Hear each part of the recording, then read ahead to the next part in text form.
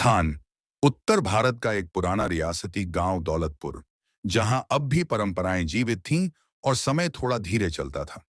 गांव के बाहर बहती थी एक नदी, सरस्वती, जिसके किनारे एक पुराना घाट था और घाट पर एक धोबिन रोज कपड़े धोने आया करती थी। उसका नाम था कमला। कमला 40 वर्ष की सीधी सादी औरत थी। वो रोज सवेरे उठकर सबसे पहले घाट जाती, मंदिर में दिया जलाकर फिर अपने काम में लग जाती। गांव में सभी लोग उसे जानते थे, ईमानदार, मेहनती और अपने में रहने वाली। राजमहल के सारे वस्त्र भी वही धोती थी। यही कारण था कि कमला का आना जाना राजमहल तक सीमित था, मगर उसकी आंखों में कभी कोई लालच नहीं दिखा। एक दिन की बात है, सुबह 5 बजे का समय था। घाट पर कोहरा फैला था। कमला घाट पर जैसे ही पहुंची, उसे वहां कुछ अजीब सा महसूस हुआ। घाट पर एक युवक बैठा था। उसके शरीर पर बारीक रेशमी वस्त्र थे और सिर पर शाही पगड़ी। वो ठंड में कांप रहा था। कमला ने नजदीक जाकर देखा। वो कोई साधारण युवक नहीं, बल्कि राजकुमार आर्यवर्धन था, दौलतपुर के राजा का इकलौता बेटा। कमला घबरा गई। राजकुमार, आप यहां कैसे, और इस हालत में? राजकुमार ने उसकी ओर देखा। उसकी आंखें सूजी हुई थीं, चेहरा डर और ग्लानि से भरा था। वो बोला, मुझे किसी से कुछ नहीं कहना, पर मुझे यहां मत छोड़ो। मुझे आपके घर ले चलिए। कमला असमंजस में पड़ गई, पर उसने पीछे कुछ नहीं पूछा। इंसानियत के नाते उसे अपने साथ घर ले गई, अपनी कच्ची झोंपड़ी में। कमला ने 3 दिन तक उसकी सेवा की। उसे खाना खिलाया, सिरहाने तेल लगाया और किसी से कुछ नहीं कहा। पर उसकी चुप्पी ने ही पूरे गांव में खलबली मचा दी। तीसरे दिन अचानक महल से सिपाही आए और राजकुमार को लेकर चले गए। राजा को जब यह पता चला कि उनका बेटा धोबिन के घर पाया गया है, वो क्रोधित हो उठा। उस रात महल के अंदर भारी चर्चा हुई। मंत्री, वैद्य और पंडितों ने कहा कि राजकुमार मानसिक रूप से अस्थिर हो गया है। वो अक्सर रात को चिल्लाता है, अपनी आंखों को नोचता है और कहता है, मुझे वो दृश्य फिर मत दिखाओ। वो खून, वो जलता हुआ चेहरा।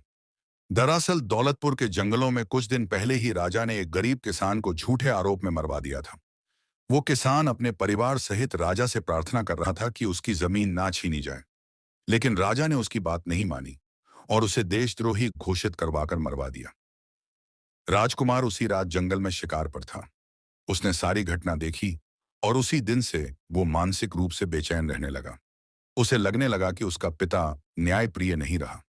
उसने महल छोड़ने का निर्णय लिया और भटकता हुआ घाट तक पहुंचा। कुछ दिनों बाद जब राजकुमार को होश आया तो उसने पिता से कहा, पिता, कुछ हाल, मुझे सब दिखता है।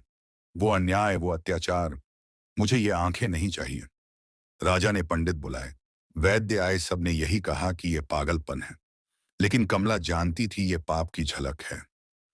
एक दिन कमला को महल से बुलाया गया। राजकुमार ने कहा, माई, तूने मुझे इंसान की तरह देखा। महल में मुझे बस उत्तराधिकारी समझा गया। क्या तू मेरी मदद करेगी? कमला बोली। बोलो बेटा, राजकुमार ने कहा। मेरी आंखें निकाल दो। मैं उन पापों को देख नहीं सकता जिनमें मेरा परिवार लिप्त है। मुझे बस सच्चाई चाहिए।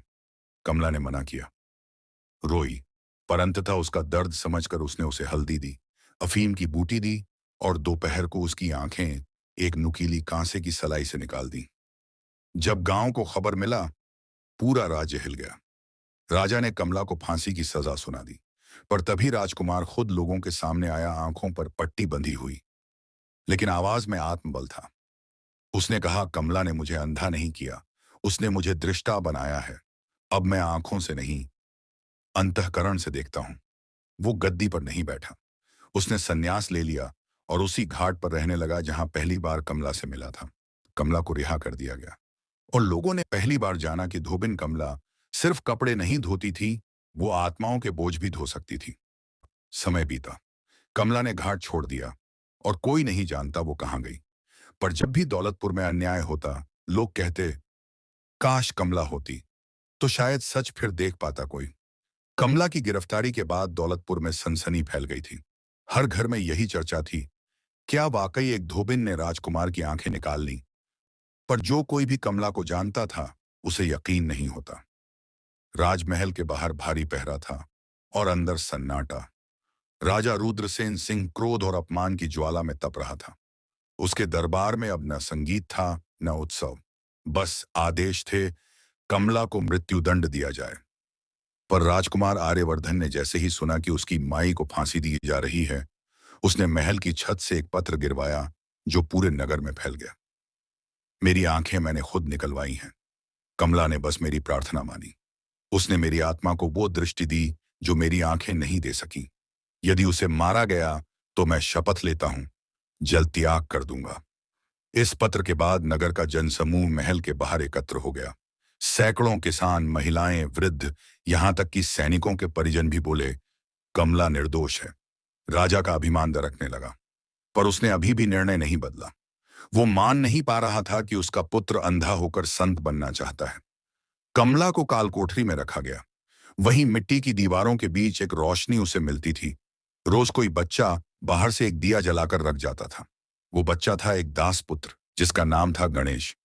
गणेश कहता, तुमने मेरे बाबूजी की जान बचाई थी एक बार साबुन देते हुए। उन्होंने कहा था कभी किसी सच्चे इंसान को अकेला मत छोड़ना। कमला हर दिन उसे एक नई कहानी सुनाती। वो कहती, पाप से भागना नहीं चाहिए, उसे पहचान कर, स्वीकार कर, ठीक करना चाहिए। यही राजकुमार की असली दृष्टि है। राजा के दरबार में अब विद्वान आने लगे। कुछ ने कहा कि पुत्र का त्याग पूजनीय है, कुछ ने कहा कि यह राज की कमजोरी है। पर सबसे बड़ा आघात तब हुआ जब रानी दिव्यांशी देवी पहली बार दरबार में आई। उन्होंने राजा से कहा, आपने सिंहासन को पुत्र से ऊपर रखा, पर क्या सिंहासन कभी आपकी चिता पर रोएगा? राजा मौन रहा। उस रात उसने पहली बार राजकुमार की माता की आंखों में आंसू देखे और अपने जीवन में पहली बार शर्मिंदगी। एक सप्ताह बाद दरबार में घोषणा हुई, कमला निर्दोष है, उसे सम्मान सहित रिहा किया जाए। पर जब सैनिक कालकोठरी पहुंचे, कमला बेहोश थी। कई दिन भूखी थी, पर चेहरे पर संतोष था। गणेश ने उसे सहारा दिया और नगर के लोगों ने पुष्प वर्षा की। वो अब एक अपराधी नहीं, एक दृष्टा की जननी थी। कमला घाट लौटी, लेकिन अब वहां अकेली नहीं थी। उसके साथ हर दिन सैकड़ों लोग आते, उनसे सीखते। उसने घाट पर एक धर्मशाला बनाई जहां अनाथों, विधवाओं और दलितों को ठिकाना मिलता। राजकुमार अब आर्यदास भी वहीं एक कोने में रहता। वो अब बच्चों को उपनिषद और नैतिक कथाएं सुनाता। राजमहल खाली होता गया और घाट एक नया महल बन गया, सेवा, पश्चाताप और प्रेम का। एक दिन राजा स्वयं घाट पर आया, वृद्ध, अशक्त, सिर झुकाए। उसने आर्यदास के चरण छुए और कहा, मुझे क्षमा करो, मैं सत्ता से अंधा हो गया था, तुम दृष्टि से। आर्यदास ने पिता को गले लगाया। उन्होंने कहा, अब कोई राजा नहीं, बस एक पिता और एक पुत्र हैं। धूप धीरे धीरे घाट की सीढ़ियों पर उतरती थी। कमला अब वृद्धा हो चली थी, पर उसकी आंखों में एक नया तेज था। राजकुमार, जो अब आर्यदास के नाम से जाना जाता था, एक कुटिया के बाहर बैठकर बच्चों को नीति और विवेक सिखाता था। पर उस दिन घाट पर एक अजनबी युवती आई। माथे पर सिंदूर की सूनी रेखा, आंखों में आंसुओं का गहरा समंदर और हाथ में एक कागज, एक पुराना पत्र। उसका नाम था माधवी। माधवी कभी राजमहल में ही काम करने वाले सेनापति की बेटी थी। आर्यवर्धन और माधवी में बचपन से स्नेह था। राजसी परंपराओं के कारण दोनों अलग हुए थे, पर आर्यवर्धन ने जब अंधकार की राह पकड़ी, माधवी ने भी गृहस्थ जीवन से विमुख होकर तप का व्रत लिया था। उसका पति युद्ध में मारा गया और वह विधवा बनकर वर्षों तक तीर्थों में भटकी। उसे एक दिन किसी साधु ने बताया कि राजकुमार अब घाट पर रहता है और वो तुम्हारी प्रतीक्षा में नहीं, पर तुम्हारे स्मरण में आज भी मौन है। आर्यदास ने जब माधवी की आहट पहचानी तो कुछ नहीं कहा, बस मुस्कुराया। माधवी ने आकर चरण छुए और कहा, मैं जानती हूं अब कोई बंधन नहीं, पर क्या एक बात कह सकती हूं? आर्यदास, तुम कहो माधवी, शब्द अब हमारे बीच दीवार नहीं रहे। माधवी बोली, मैं यहां ना तुम्हारा अधिकार चाहती हूं, न स्मृतियों का बोझ। बस यह घाट जहां तुम दृष्टि में हो और मैं मौन में, यह मेरा अंतिम ठिकाना हो। कमला ने दोनों को देखा और चुपचाप मंदिर के एक कोने में दीपक जला दिया, जैसे कोई मां अंततः संतोष पा गई हो। घाट अब तीर्थ बन चुका था। दूर दूर से लोग आते, कोई दुख बांटने, कोई सीखने, कोई मौन होकर सिर झुकाने। माधवी अब बच्चों को पढ़ाती, महिलाओं को सशक्त करती, विधवाओं के लिए शिल्पकला की पाठशाला चलाती। आर्यदास केवल मौन में दृष्टि देता। वो न प्रवचन करता, न उपदेश, बस जीता था।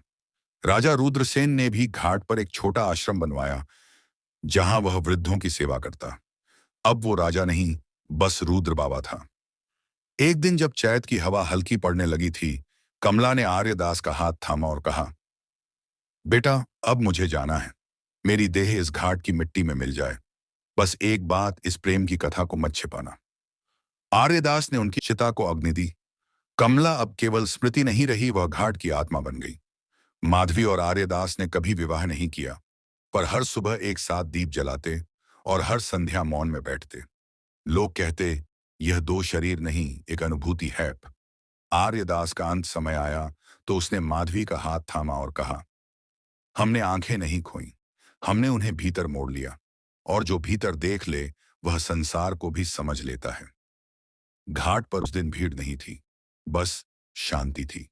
एक वृद्धा माधवी, एक बुझती हुई अग्नि, और घाट की सीढ़ियों पर रखी एक खुली पुस्तक जिसका शीर्षक था, धोबिन ने राजकुमार की आंखें क्यों निकाल ली, क्योंकि वह उन्हें वह दृष्टि देना चाहती थी, उससे संसार जो संसार कभी नहीं दे सकता। घाट पर अब एक नई सुबह की तैयारी हो रही थी। कमला की मृत्यु के बाद घाट की रौनक थोड़ी थमी थी, पर माधवी और आर्यदास ने यह ठान लिया था कि सेवा का काम कभी रुकना नहीं चाहिए। कमला ने जो दीप जलाया था, वो बुझने नहीं देना था। वर्षों तक जिस घाट को सिर्फ अंतिम संस्कार की जगह माना जाता था, अब वहां जीवन के आरंभ की बातें होती थीं। गरीबों के बच्चों के लिए एक पाठशाला, विधवाओं के लिए सिलाई कढ़ाई की कक्षाएं, और रोगियों के लिए एक छोटा औषधालय चलने लगा था। माधवी ने घाट की सीढ़ियों पर बैठकर हर स्त्री को आत्मनिर्भर बनाना शुरू किया। कमला दीदी ने कहा था, सेवा सबसे बड़ा धर्म है, वो अक्सर दोहराती। आर्यदास अब दिन में कभी कभी मौन भंग करता, जब कोई वृद्ध अकेला बैठा होता या जब कोई किशोर दिशाहीन होता। उसकी चुप्पी अब भी उसकी भाषा थी, पर जहां जरूरी होता वहां वो शब्दों को मधुरता से चुनता। गणेश, वही छोटा बालक जिसने कालकोठरी के बाहर दिया जलाया था, अब युवक बन चुका था। उसने आर्यदास से शिक्षा ली थी और अब वही घाट की पाठशाला का शिक्षक था। एक दिन उसने बच्चों से पूछा, तुम्हें पता है, एक समय यहाँ एक राजा था जिसे राजपाट से ज्यादा अपने बेटे की दृष्टि पर गर्व हुआ। बच्चों ने पूछा, वो राजकुमार कहाँ है? गणेश ने मुस्कुराकर कहा, वो यही है तुम्हारी आंखों में। अगर तुम ठीक से देख पाओ तो तुम्हें वो हर जगह मिलेगा। राजा रुद्रसेन, जो अब सबके लिए रुद्र बाबा बन चुके थे, वृद्ध हो चले थे। एक शाम घाट की सीढ़ियों पर बैठे उन्होंने आर्यदास और माधवी को बुलाया। मैंने जीवन में बहुत कुछ देखा, सत्ता, युद्ध, अहंकार, मोह, पर घाट की चुप्पी में जो सुना वो किसी शास्त्र में नहीं था। उस रात रुद्र बाबा ने सदा के लिए आंखें मूंद लीं। उनकी चिता को अग्नि देने के बाद आर्यदास ने कहा, मेरे पिता अब राजा नहीं रहे, वो अब घाट की राख में समाहित एक युग हैं। वर्षों बीत गए। घाट अब तीर्थ नहीं, प्रेरणा बन चुका था। दूर दूर से लोग आते, बैठते, मौन में सोचते, कुछ सीख कर लौट जाते। माधवी अब वृद्धा थी। एक दिन उसने आर्यदास से कहा, मेरे जाने के बाद इस घाट पर एक पुस्तकालय बनवाना। नाम रखना कमला ज्ञान केंद्र, जहां हर कोई पढ़ सके, समझ सके कि दृष्टि आंखों से नहीं, हृदय से होती है। आर्यदास ने वादा किया। जब माधवी ने अंतिम सांस ली, घाट पर कोई शोर नहीं हुआ, बस आरती की धीमी लहरों में उसकी आत्मा बह गई। गणेश अब घाट का संरक्षक था। एक दिन उसने घाट की सीढ़ियों पर बैठकर एक छोटी बच्ची को कहानी सुनाई। एक बार एक धोबिन थी जिसने एक राजकुमार को उसकी असली दृष्टि दी। बच्ची ने पूछा, क्या वो राजकुमार वापस देख सका? गणेश बोला, नहीं, पर वो सबसे बेहतर देखने लगा। दुनिया को, लोगों को, अपने आप को।